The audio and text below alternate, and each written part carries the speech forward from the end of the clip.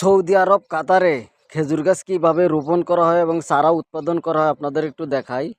Saudi আরব কাতারে চারা কোনো বীজ থেকে চারা উৎপাদন করা হয় না। এই দেশে সরাসরি খেজুর গাছ থেকে যে খেজুরের ভিতর থেকে কুড়া মেলে ওই কুড়াগুলোই বিভিন্ন জায়গায় লাগায় লাগায় চারা উৎপাদন করা হয়।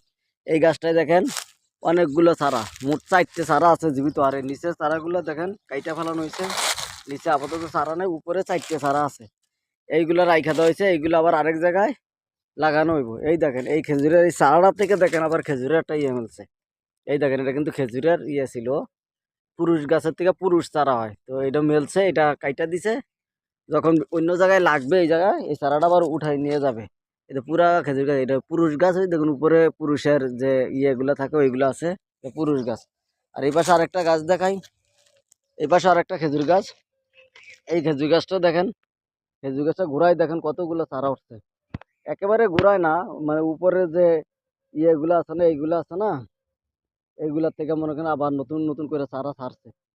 মানে এই দেশে বীজ থেকে কোনো চারা উৎপাদন করা হয় না। যত চারা লাগায় সৌদি আরব কাতারের ভিতরে, যত গাছ লাগায় খেজুর গাছ, সব হইলো এরকম কুড়া মেলে, কুড়াগুলা কাইটা কাইটা কাইটা কাইটা নিয়ে নিয়ে বিভিন্ন জায়গায় রোপণ করা হয়।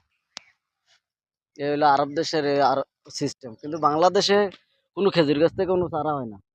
বাংলাদেশে কোনো খেজুর গাছ থেকে চারা হয় না, যত চারা হবে বীজ থেকে হয়। কিন্তু এই দেশে বীজ থেকে চারা লাগায় না ওরা। ওরা কুড়া থেকে কুড়া লাগায়, তাহলে খেজুরটা ভালো হয় এবং পরিপূর্ণ হয় এবং বড় বড় খেজুর হয়। আর বীজের চারা আর খেজুরগুলো সব ভালো হয় না, এই জন্য বীজ থেকে চারা লাগানো। তো যারা বাংলাদেশে আছেন ওদের দেখার স্বার্থে, বাংলাদেশের মানুষ তো দেখেন নাই হয়তো বা কোনো সময় জানাও নাই, এই জন্য ওদের দেখা এবং জানার স্বার্থে ভিডিওটা করলাম। সবাই ভালো থাকবেন, আল্লাহ হাফেজ।